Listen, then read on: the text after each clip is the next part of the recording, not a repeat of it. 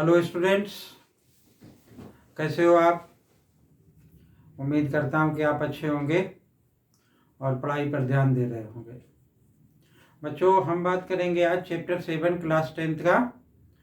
और ये चैप्टर हमने पूरा सिंप्लीफाई सारे कंसेप्ट पहले से ही अपलोड कर रखे हैं, लेकिन मैं आपको इस वीडियो में पूरे चैप्टर का शॉर्ट में एक रिवीजन बताऊंगा और ये बताने की कोशिश करूंगा कि किस टाइप का क्वेश्चन हमारे पेपर में आया करता है। ठीक है, तो वीडियो अंत तक देखें आप। और ऐसा ज़रूर होगा कि आप कोई सा भी पेपर देंगे तो इसी टाइप का क्वेश्चन आपके पेपर में होगा। तो मैं कुछ कंसेप्ट्स बताऊंगा और उस कंसेप्ट से रिलेटेड किस टाइप का क्वेश्चन पेपर में मेनली बोर्ड वगैरह में आया करता है या आपके होम एग्जाम में आया करता है, प्री बोर्ड में आया करता है, तो उस टाइप के क्वेश्चन की मैं बात करूंगा इस वीडियो में। इससे पहले सारे कंसेप्ट मैंने बहुत डिटेल्ड में डाल रखे हैं।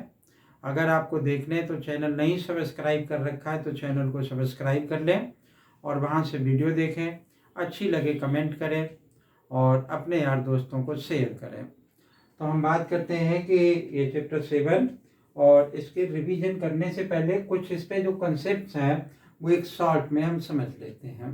ठीक है, तो क्लास 10th में सबसे पहले जो हमने पढ़ा था वो क्या था कि डिस्टेंस फार्मूला। डिस्टेंस फार्मूला मतलब हमें क्या दे रखा है कि 2 पॉइंट्स दे रखे हैं ग्राफ में और उनके कोऑर्डिनेट दे रखे हैं, तो हम उनकी डिस्टेंस कैसे फाइंड आउट कर सकते हैं। मान लो कि हमने एक ये लाइन मान ली और ए बी इसके बीच की डिस्टेंस ये x1 और y1, ये x2 और y2।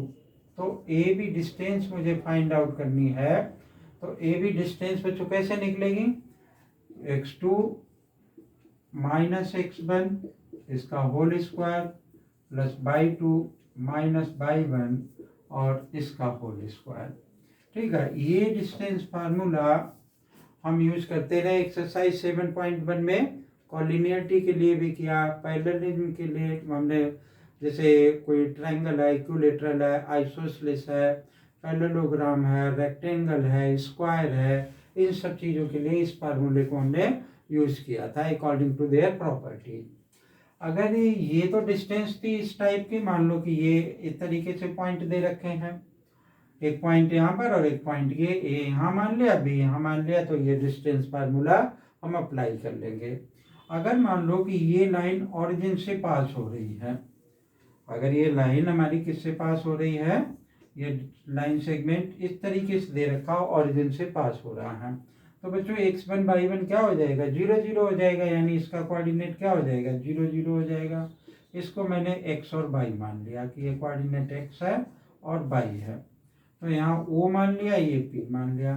तो distance whenever a line segment is passing through the origin, then we have to find by using the distance formula। तो ये डिस्टेंस फार्मूला किस फॉर्म में बच्चों कन्वर्ट हो जाएगा, X square plus Y square. ये वैल्यू हमने इसी में पुट की है और इसी से निकाला है। तो एक तो ये डिस्टेंस फार्मूला था। ठीक है, दूसरा क्या था कि हम कॉलिनियर कैसे प्रूव करेंगे। कॉलिनियर प्रूव करने के लिए कॉलिनियर पॉइंट कौन से होते हैं, जब दो या दो से ज़्यादा पॉइंट एक लाइन पे लाई करते हैं तो वो कॉलिनियर हो जाते हैं। तो हमने मान लिया कि ए बी सी 3 पॉइंट्स हैं, एक लाइन पे लाई करते हैं, तो इनको मुझे कॉलिनियर प्रूव करना है। तो कॉलिनियर कैसे प्रूव होगा, पहले हमें ए सी निकाल लें, बी सी निकाल लें और फिर ए बी निकाल लें। अगर ए बी हमें यहाँ से यहाँ तक है, ए सी प्लस बी सी अगर आ जाता है, इस कंडीशन को सेटिस्फाई करता है, तो आपके सिलेबस तक इतना ही है कि तो हम उसको लिख देंगे कि these points are the collinear points. ठीक है, अच्छा और बच्चों क्या था इसमें कि जैसे मान लो कि एक इक्विलेटरल ट्रायंगल है, तो इक्विलेटरल ट्रायंगल में तीनों साइडें बराबर होती हैं, तो तीनों साइडें हम इक्वल निकाल लेंगे डिस्टेंस फार्मूला अप्लाई करके, तो ये ट्रायंगल इक्विलेटरल हो जाएगा। पैरेललोग्राम में क्या होता है बच्चों के अपोजिट साइड्स इक्वल होती हैं, तो अपोजिट साइड्स इक्वल निकाल लेंगे। रेक्टेंगल में क्या हो सकता है, रेक्टेंगल में अपोजिट साइड्स तो इक्वल होती ही हैं और साथ में क्या होता है कि डायगोनल्स भी इक्वल हुआ करते हैं, तो वो रेक्टेंगल हो जाएगा। ठीक है, स्क्वायर अगर हमें प्रूव करना है तो स्क्वायर में सभी साइडें इक्वल होंगी, और सारी साइडें इक्वल होने के साथ में क्या होगा कि डायगोनल भी इक्वल होंगे, तो ये हमारा क्या हो जाएगा, स्क्वायर हो जाएगा। रोहम्बस के केस में क्या होगा बच्चों कि अपोजिट साइड्स इक्वल होंगी लेकिन डायगोनल्स इक्वल नहीं होंगे, तो हम क्या कहेंगे कि उस डायग्राम को कि रोहम्बस है ये, ठीक है ना। तो pause the video and copy it, then we have come to the different types of questions which are related to the distance formula.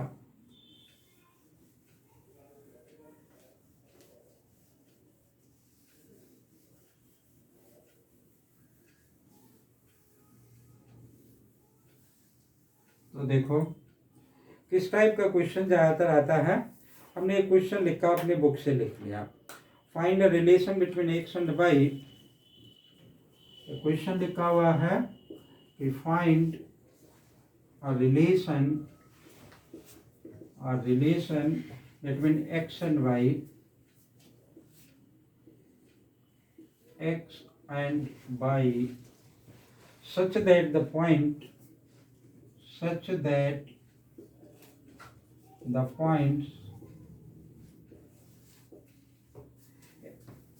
point x y, point नहीं है point है, x y is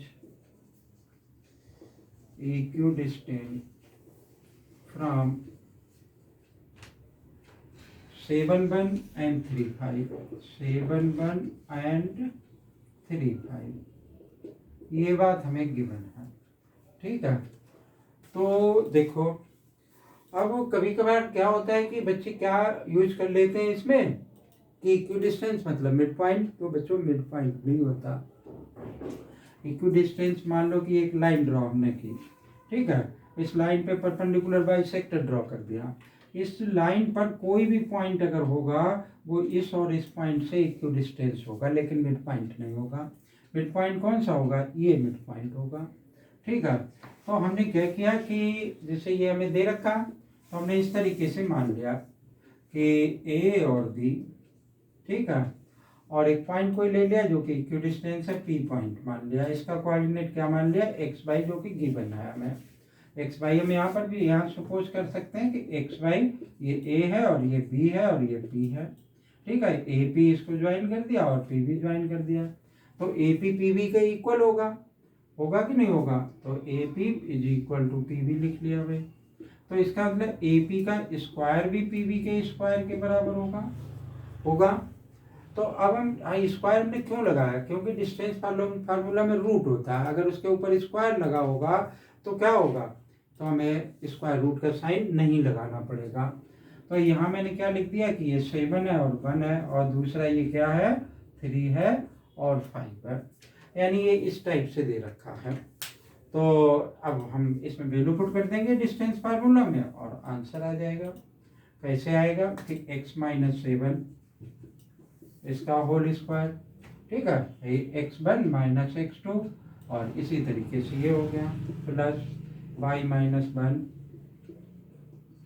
इसका whole square is equal to क्या हो जाएगा कि 3 - x का square, हम x - 3 भी स्क्वायर लिख सकते हैं, कोई दिक्कत नहीं है, आंसर सेम में आएगा। और दूसरा क्या लिख दिया कि 5 - y का होल स्क्वायर। इसको बच्चों सिंप्लीफाई कर देंगे, क्या आएगा, रिलेशन निकल करके आएगा, ठीक है। तो देखो इसका स्क्वायर किया तो क्या आ गया कि x का स्क्वायर प्लस 49 - 7 2 जा 14x हो गया। ऐसे ही y स्क्वायर प्लस का 1 माइनस का 2y हो जाएगा, इसका क्या हो जाएगा 9 आ जाएगा, और प्लस का x का square minus 6x, 25 plus y square और माइनस का 10y। देखो एक्स स्क्वायर यहाँ प्लस का है, यहाँ पर भी प्लस का इक्वल आएगा ना, तो कैंसिल हो जाएगा। ऐसे ही ये वाई स्क्वायर भी कैंसिल हो गया। बाकी जो भी बचा हम क्या करेंगे, उसको सिंप्लीफाई कर देंगे, एक्स वाई का एक रिलेशन आ जाएगा। देखो यहाँ पे क्या लिखा 49 और प्लस का 1 माइनस का 14x लिख लेते हैं एक लाइन, और माइनस का 2y 9 और ये 25 कितना हो गया 34 के इक्वल हो गया, माइनस का 6x आया और माइनस का 10y बना। देखो इतना ही बचा। अब सबको एक साइड ट्रांसपोज कर दो, चाहे जैसे ट्रांसपोज कर लो, एक सिंपल सी इक्वेशन निकल आएगी जो कि एक्स और वाई के फॉर्म में होगी। वही हमारा क्या होगा कि रिलेशन होगा, यानी आंसर होगा। तो वाई वाले को हम इस साइड ट्रांसपोज कर देते हैं, एक्स वाले को किसी कैसे भी कर सकते हैं, कोई दिक्कत नहीं है। -14x -6x, ये -6x इस साइड आया तो मैंने यहाँ पे लिख लिया -14x और प्लस का 6x, ठीक है, माइनस का 2y और प्लस का 10y, 34 और माइनस का 50, ठीक है। कितना बचा ये 14 माइनस का और प्लस का 6 है तो माइनस का 8x बचा। यहाँ से कितना बचा, प्लस का 10y बचा, ओ सॉरी 8y बचा, और यहाँ से इसको माइनस किया तो माइनस का 16। -8 से सबको डिवाइड कर देते हैं तो क्या आ जाएगा x - y और प्लस का 2। तो ये हमारा क्या बन गया, रिलेशन बन गया। तो बच्चों ये इस टाइप का एक क्वेश्चन पेपर में हो सकता है, मतलब ऐसा जनरली बोर्ड में पूछा जाता है। ओके बच्चों, pause the video and copy it, then we have come to the next question.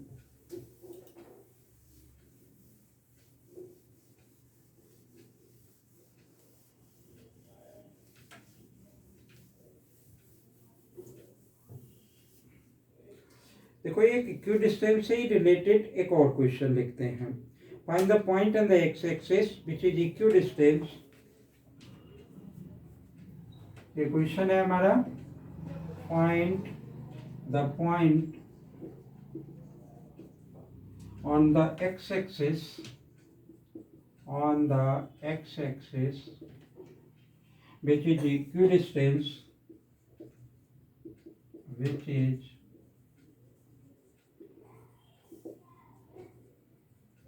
equidistant from 2 and -5 and -2 and 9, ठीक है। तो देखो बच्चों ये क्वेश्चन दे रखा है, एक्स एक्सिस पर देखो कार्टेशियन प्लेन अगर हम ड्रॉ करते हैं, ये एक्स एक्सिस है, अगर इस पे कोई कोऑर्डिनेट लाई करेगा तो इसका मतलब क्या है कि y का कोऑर्डिनेट 0 होगा। इस बात को आपने बहुत अच्छे से ध्यान में रखना है। Whenever a point is lie on the x-axis, then y coordinate must be 0. And whenever a point lie on the y-axis, then x coordinate will be 0. तो बच्चों को यही कंफ्यूजन रहता है, तो आप इस पर थोड़ा कंसंट्रेशन रखेंगे। तो ये कह रहा है एक्स एक्सिस से इक्विडिस्टेंस पर है, ठीक है ना, तो इसका मतलब उसका बाई कोऑर्डिनेट क्या हो जाएगा, 0 हो जाएगा। तो हमने मान लिया कि ये कोऑर्डिनेट जो पूछ रहा है वो x 0 हो गया, यानी मुझे x की वैल्यू निकालनी है। तो इसको हम किस तरीके से, इस तरीके से ड्रॉ कर सकते हैं, a भी लिख लें, p q लिख लें, कुछ भी लिख लें। p मान लिया वो पॉइंट, x और 0 आ गया, x किसके इक्वल है 2 - 5, b किसके इक्वल है -2 और 9 के इक्वल है, ठीक है, सिंपल सा कंसेप्ट।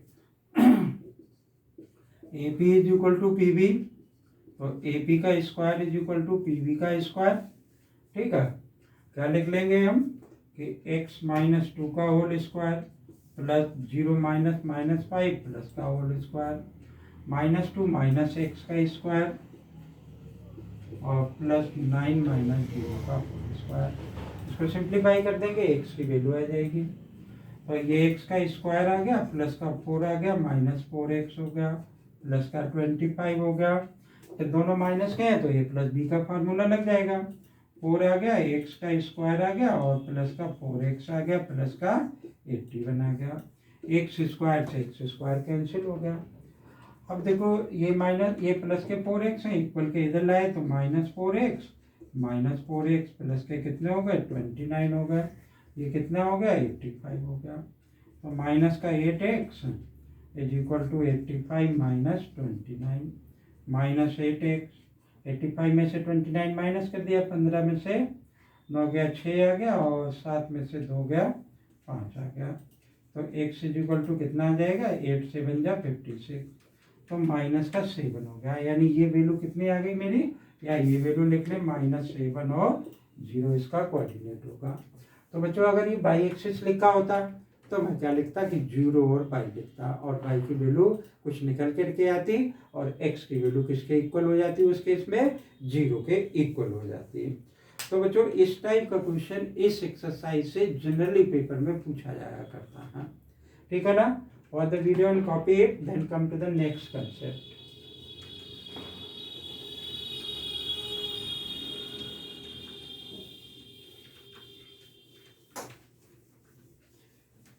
बहुत आसान सा चैप्टर है, बस थोड़ा सा ध्यान देने की जरूरत है। 3 के मार्क्स मान लो इस चैप्टर से। आगे बच्चों होता है क्या, सेक्शन फार्मूला। क्या होता है, section formula. Section formula compulsory है बच्चों। सेक्शन फार्मूला से या तो रेशियो फाइंड आउट करने को होगा, ठीक है, या फिर एक्स बाई की वैल्यू फाइंड आउट करने को होगी, ठीक है ना। तो इन दोनों बातों पे हम कंसंट्रेट करेंगे और बताएंगे आपको कि ये कैसे होंगे। तो सेक्शन फार्मूला होता क्या है वैसे, कि एक लाइन सेगमेंट को 2 सेक्शन में डिवाइड कर दिया उसने। मिड पॉइंट नहीं है, सेक्शन है। मिड पॉइंट भी हो सकता है लेकिन उसकी कंडीशन अलग है। ये x1/1 और ये x2 और y2, ठीक है। इसका नाम क्या मान लें, ए मान लिया, ये बी सपोज कर लिया। ये AP जो सेक्शन है उसको m मान लिया और PB जो सेक्शन है उसको n मान लिया। तो यानी मैं ये भी लिख सकता हूँ AP ratio PB is equal to M ratio n, ठीक है। तो P वो पॉइंट है जो कि AB को 2 सेक्शन में डिवाइड करता है। तो मुझे P का कोऑर्डिनेट फाइंड आउट करना है जो मैंने x बाई सपोज कर रखा है। तो बच्चों ये सेक्शन फार्मूला मैंने जब ये चैप्टर अपलोड किया था तो पूरा सेक्शन फार्मूला ड्राइव किया था, हर एक फार्मूला ड्राइव कर रखा है।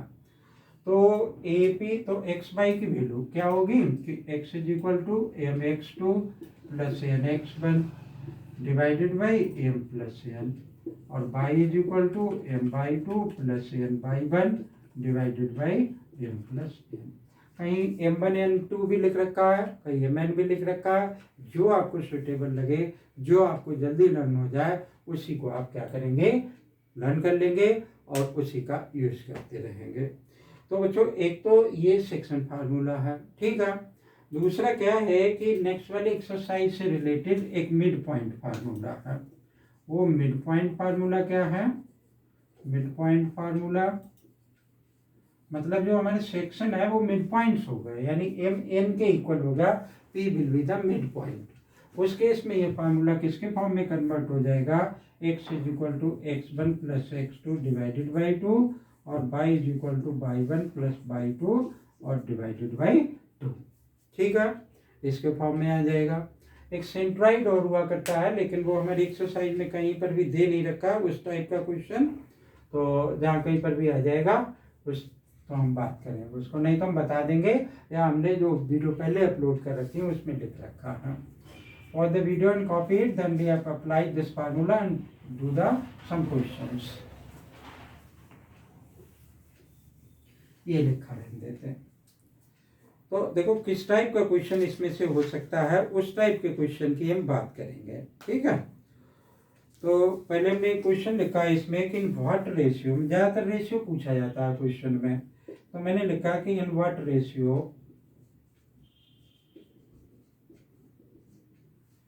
Does the point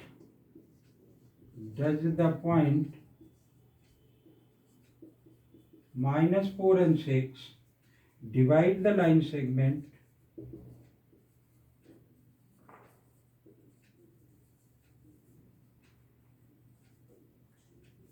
joining the points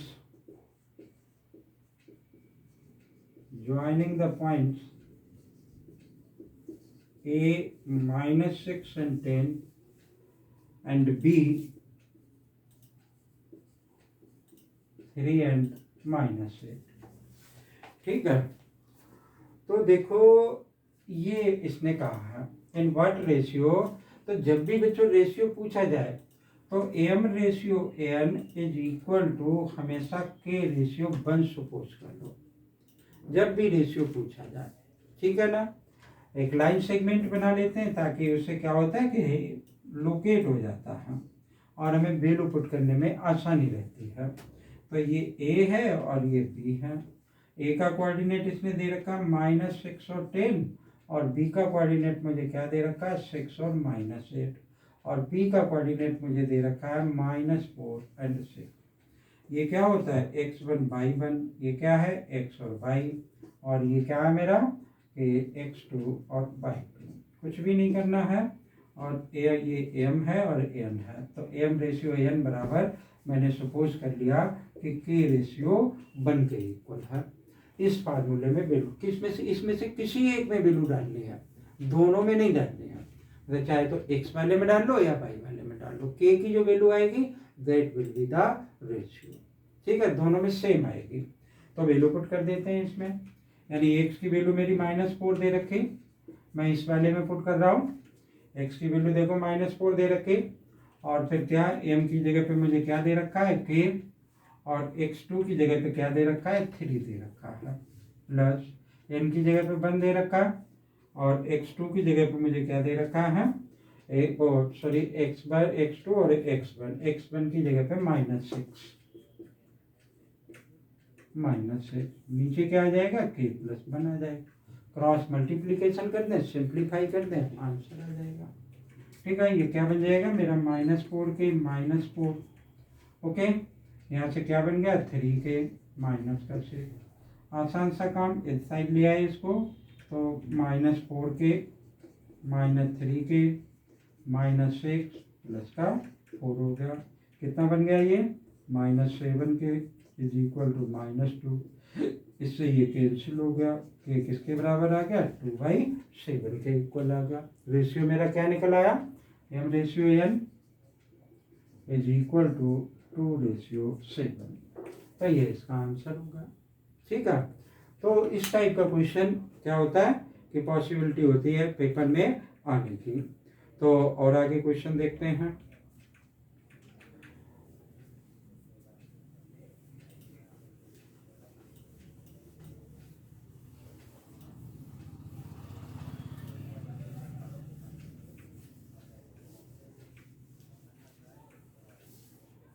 sections formula से ही रिलेटेड देखेंगे हम, और उसमें कुछ थोड़ा सा चेंज होगा। इस टाइप का क्वेश्चन हम करने की कोशिश करेंगे। क्या है कि किसी एक्सिस पर लाई करना चाहिए। Divide the line segment x, find the coordinates of the divides into 4 equal parts, find the, हाँ ये लिखा हुआ है, फाइंड द रेशियो। क्वेश्चन है ये, find the ratio in which y-axis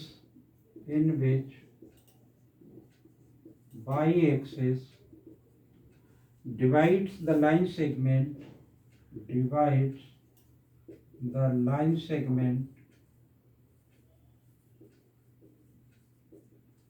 joining the points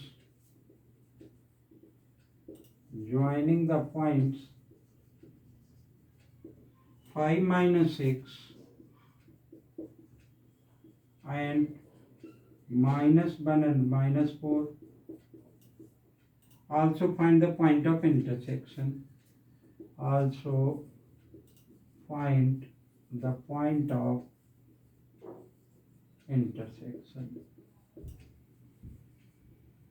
ठीक है, रेशियो निकालना है, क्योंकि वैल्यू निकल आएगी एम रेशियो एन।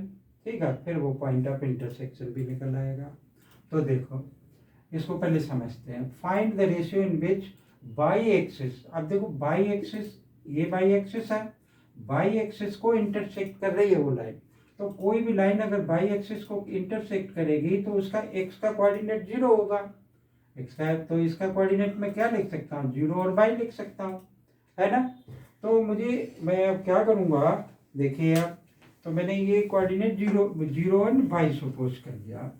तो यहाँ लिख लेते हैं कि ऐसे ये लाइन बना ली, इसको मैंने बाई एक्सिस मान लिया, इसका नाम ए सपोज कर लिया, इसका नाम बी, और यहाँ पर पी एक पॉइंट ले लिया जिसका को एक्स कोऑर्डिनेट 0 और बाई तो बाई होगा। यहाँ क्या बन गया है मेरा ये 5 और -6, और बी क्या बन गया -1 और -4। ये एम रेशियो एन आ गया। एम रेशियो एन को हमेशा क्या बताया मैंने, के रेशियो 1 के बराबर सपोज कर लोगे, ठीक है ना। अब देखो तो ये एक देखो वो फार्मूला लिखते हैं हम, section formula. x is equal to क्या होता है, mx2 plus nx1 divided by m plus n, ठीक है। और दूसरा क्या था मेरा कि y is equal to m/2 plus n/1 divided by m plus n, okay. अब देखो इसमें एक बात ध्यान देंगे, y यहाँ पर अवेलेबल है, ये y है ना, तो y दोनों जगह, उसकी वैल्यू मुझे मालूम नहीं, फाइंड आउट करनी है। यहाँ पर x की वैल्यू मुझे 0 दे रखी है, तो मैं क्या करूँगा, इसका यूज करूँगा। इसका कर नहीं पाऊंगा यूज, क्यों नहीं कर पाऊंगा, y की वैल्यू भी मुझे नहीं मालूम है, m रेशियो n की भी वैल्यू नहीं मालूम है। तो एक इक्वेशन में 2 वेरिएबल नहीं सिंप्लीफाई किए जा सकते हैं, ठीक है। तो मैं इसमें वैल्यू पुट करूंगा, ठीक है। तो इसमें वैल्यू पुट कर देते हैं, x की जगह पे क्या आ गया, 0 आ गया, ओके। अब देखो m की वैल्यू क्या है, k है, x2 की वैल्यू मेरी क्या है, -1 है, प्लस n की वैल्यू 1 और x1 की वैल्यू 5 हो गई, डिवाइडेड बाई k प्लस 1। इसको इससे क्रॉस करोगे 0 हो जाएगा, तो 0 is equal to -k plus का 5, तो k इज इक्वल टू क्या आ जाएगा, 5 आ जाएगा। अब आपको k की वैल्यू डिनोमिनेटर में तो कुछ है ही नहीं, तो किसी को अगर डिनोमिनेटर में नहीं है तो मैं 1 लगा सकता हूँ इसको। तो m रेशियो n इस केस में मेरा क्या आ गया, 5 रेशियो 1 आ गया, यानी m की वैल्यू 5 और n की वैल्यू 1 सपोज कर लेंगे, क्लियर है। अब देखो जब k की वैल्यू मेरी ये आ गई, रेशियो आ गया, यानी m इज इक्वल टू मैंने 5 मान लिया, n इज इक्वल टू 1 मान लिया। अब इस y की वैल्यू आसानी से फाइंड आउट की जा सकती है, यानी इस वाले फार्मूले में वैल्यू पुट कर लेंगे, तो ये वाला जो पार्ट है find out the point of intersection वो भी निकल आएगा। x की तो वैल्यू 0 हो जाएगी और y की वैल्यू मैं यहाँ से निकाल लूँगा। तो y is equal to m की वैल्यू मेरी कितनी आई, 5 आ गई, y2 की वैल्यू कितनी दे रखी है, -4 दे रखी है, प्लस n की वैल्यू 1 है और y1 की वैल्यू कितनी है, -6 है, डिवाइडेड बाई क्या हो जाएगा, 5 + 1 हो जाएगा, ठीक है। तो इसको सिंप्लीफाई कर देंगे, -20 -6 डिवाइडेड बाई 6, क्या बन गया ये कि y इज इक्वल टू -20 और माइनस ये बन करके -26 अपॉन में 6, तो क्या बन गया, 2 3 जा और 2 13 जा, -13/3, तो ये y का कोऑर्डिनेट हो गया -13/3, ठीक है ना बच्चों। तो इस टाइप का जनरली क्या होता है कि क्वेश्चन पेपर में हुआ करता है। For the video and copy it, इसमें एक और कंसेप्ट है, वो कंसेप्ट किससे रिलेटेड है, एरिया ऑफ द ट्रायंगल। तो हालांकि सल एरिया ऑफ ट्रायंगल जो है डिलीटेड पार्ट में है, लेकिन वो आना तो आपको चाहिए भाई। एक सिंपल सा फार्मूला है जिससे कि हम क्वाड्रिलेटरल के एरिया इस साल डिलीट कर दिया गया, अदरवाइज हर बार के पेपर में आप देखेंगे कि एरिया आपको क्वाड्रिलेटरल जरूर निकलवाता है, ठीक है ना। तो मैं आपको उसको थोड़ा सा एक्सप्लेन करूंगा कि वो कैसे निकलता है। ऐसे मैंने फार्मूला पूरा ड्राइव कर रखा है और उसमें बताया, क्वेश्चन भी पूरा एक्सरसाइज भी करा रखी है, तो लेकिन ये रिवीजन है, तो आप इसमें एक बार देखें इसको कि क्या फार्मूला होता है और कैसे क्वेश्चन में अप्लाई किया करते हैं। देखो एक ट्रायंगल बनाया है हमने यहाँ पर, ठीक है, ABC, ओके। इसका कोऑर्डिनेट x1 और y1 मान लिया, इसका कोऑर्डिनेट x2 और y2 मान लिया, इसका कोऑर्डिनेट x3 और y3 मान लिया। मुझे क्या चाहिए, area of triangle, area of triangle ABC लिख लिया, ठीक है बच्चों। एरिया कभी भी नेगेटिव में नहीं होती है, पॉजिटिव में ही होती है, इस बात का आप ध्यान रखेंगे। मॉड लगा लिया मैंने, एब्सोल्यूट वैल्यू, एब्सोल्यूट वैल्यू मतलब पॉजिटिव में ही आंसर आएगा। क्या लिख लेता हूँ मैं कि x1 लिखा, इससे कैसे लर्न होता है, तो y2 - y3 प्लस x1 की जगह मैंने क्या लिख दिया कि x2 लिख लिया, ठीक है। यहाँ पर y3 था तो मैं क्या लिख दूंगा कि y3 - y1 लिख दूंगा, प्लस x3 लिख दिया, ठीक है। x3 से आगे क्या आएगा कि x1 y2 - y3, x2 y3 - y1, अब यहाँ से क्या बन जाएगा y1 और y2, ठीक है।